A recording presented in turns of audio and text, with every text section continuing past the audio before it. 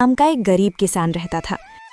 वो दिन रात खेतों में मेहनत करता, लेकिन फिर भी मुश्किल से अपने घर का खर्च चला पाता था।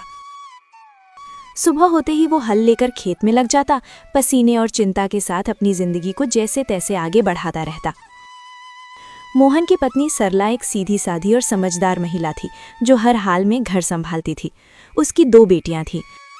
बड़ी बेटी गीता, जो समझदार और अच्छे स्वभाव की थी, और छोटी बेटी नीलम, जो चंचल और चालाक थी, लेकिन अपनी बड़ी बहन से बहुत ईर्ष्या करती थी। दोपहर का समय था। रसोई में सरला चूल्हे के पास बैठी खाना बना रही थी। गीता उसके पास आकर चुपचाप सब्जी काटने लगी। गीता बेटा, तुम हर काम इतनी लगन से करती हो, सच में तुमसे घर संभल जाता है। माँ, ये तो मेरा फर्ज है, आप इतनी मेहनत करती हैं तो मैं कैसे पीछे रह सकती हूँ।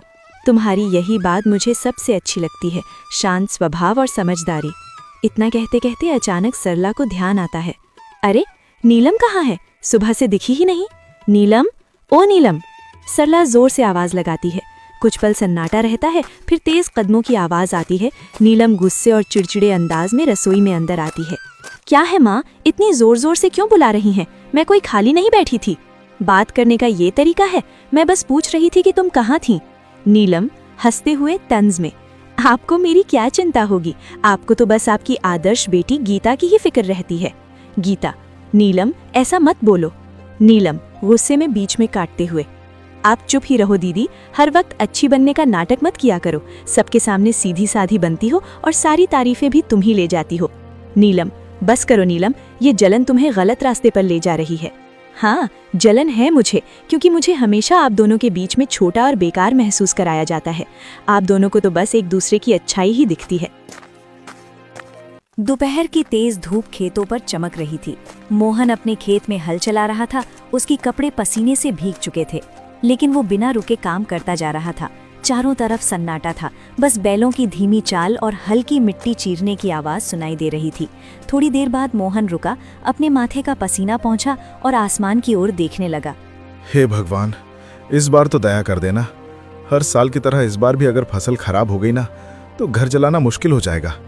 बच्चों की जिम्मेदारी है, घर का खर्च है, कब तक यूं ही जैसे तैसे चलता रहेगा। वो गहरी सांस लेकर फिर आसमान की ओर देखता है।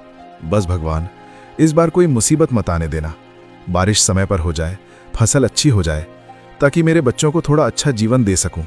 इतना कहकर वो फिर से काम करने लगता है। तभी दूर से कोई आवाज लगाता है। अरे मोहन!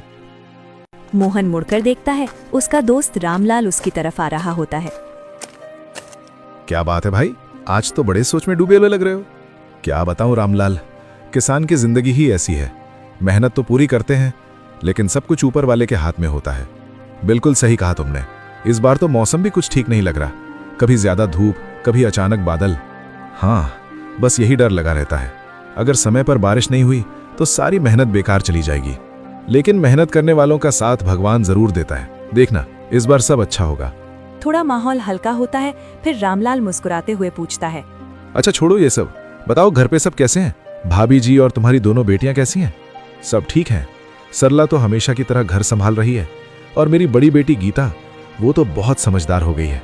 घर के हर काम में हाथ बटाती है, कभी शिकायत नहीं करती। अरे वाह, ये तो बहुत अच्छी बात है। आजकल ऐसी लड़कियां कहाँ मिलती हैं। हाँ, लेकिन छोटी वाली नीलम, उसका स्वभाव थोड़ा अलग है, चंचल है और कभी कभी गुस्सा भी जल्दी आ जाता है। समझाने की कोशिश करता हूं, लेकिन उम्र भी तो ऐसी है। कोई बात नहीं मोहन, धीरे धीरे सब समझ आ जाता है। बच्चे हैं, समय के साथ सीख जाते हैं। बस यही उम्मीद है कि दोनों बेटियां सही रास्ते पर चलें और खुश रहें। बाकी भगवान की मर्जी।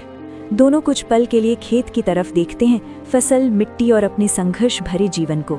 चलो भाई, हिम्मत मत हारना, सब ठीक होगा। हाँ, उम्मीद तो उसी से है।